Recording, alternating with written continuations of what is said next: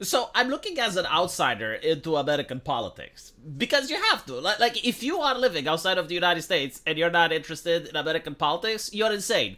You haven't realized that by now that when they start printing money, your lifestyle goes down. It's like it's tied to the world economics, and then it's also tied to specific hot areas around the world, like Ukraine. So, like, the American president actually matters. And you want to know, it's like, okay, well, what's their economic plan? What are they debating? What are they talking about? And I find this guy, right, like this black gentleman, being interviewed by one of the Alphabet Soup Network, like one of the authoritative sources. And I was like, okay, so they're going to talk about the economy or some shit.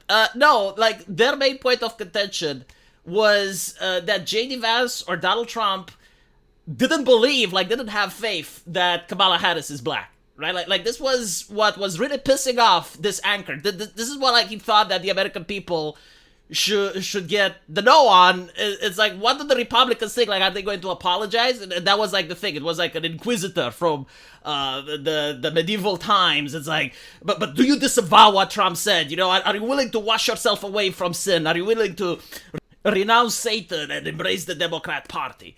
So the guy is like, no, like, he's not going to apologize on behalf of J.D. Vance or Trump, which, again, like, the mainstream media, I understand they do have access to phones. Like they can actually pick up a phone and call Trump or Vance and ask them. It's like, well, do you not have faith that Kamala is of the genetical makeup that she claims to be?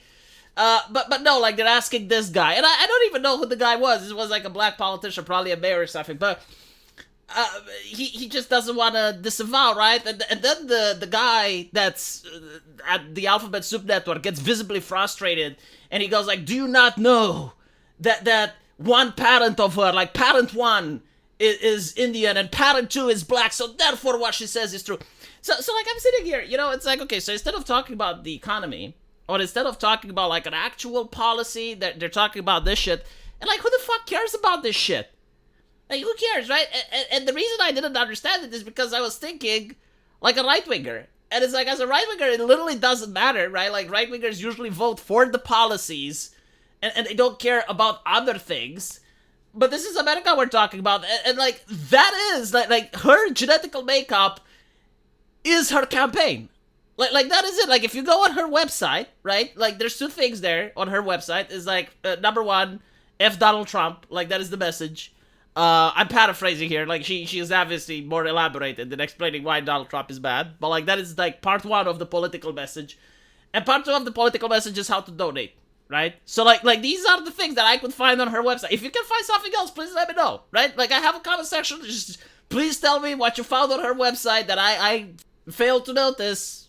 Because like, maybe she hid it somewhere. Maybe there are some like important policies which would justify her meteoric rise to fame, right? Like, J.D. Vance is weird, but what's not weird is how the vice president with the lowest polling since polling history is now becoming like a rock star, and she's almost overtaking the man who survived an assassination attempt that got the best photo op in human history.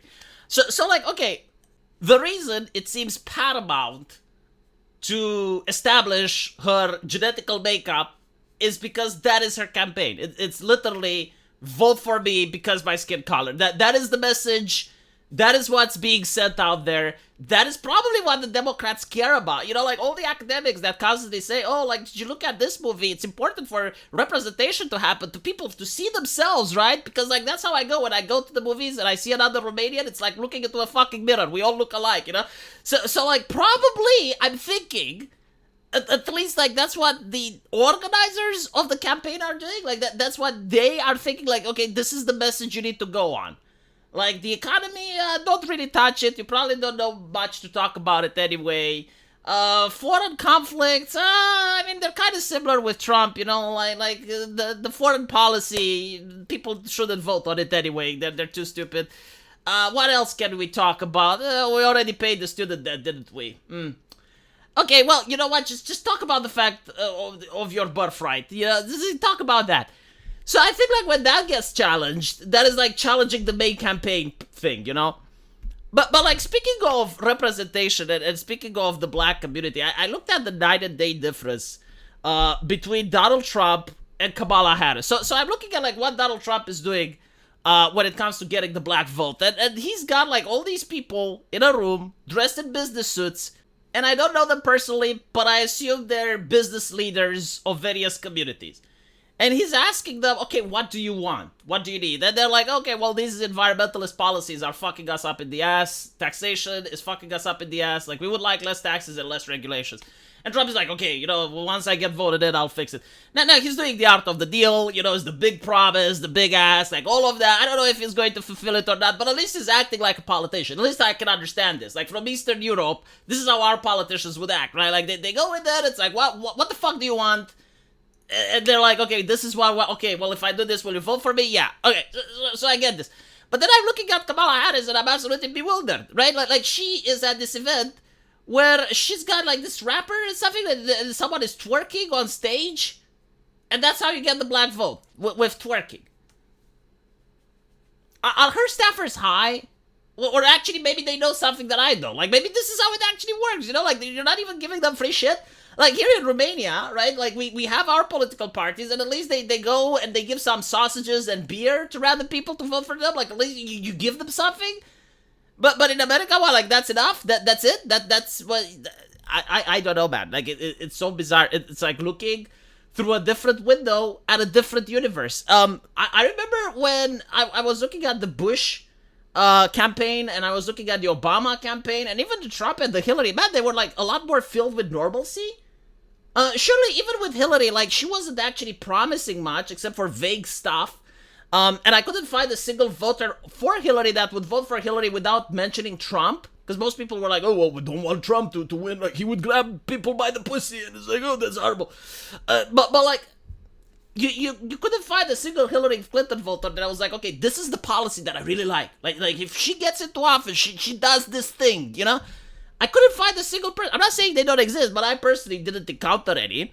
And it's the same thing now. Like, I genuinely do not see what exactly is Kamala Harris proposing that would get any person to vote for her. Like if she was running for the school president with this campaign, I would be shocked if anyone votes.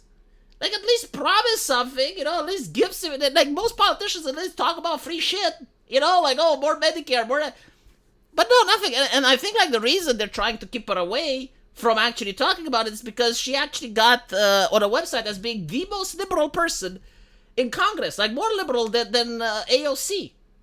Like almost every single liberal proposition that you can think of and you think is batshit crazy and extreme, she probably supports it. So, like, maybe this is why they're like, okay, don't talk about politics. Just get someone to twerk on stage and we call it a day.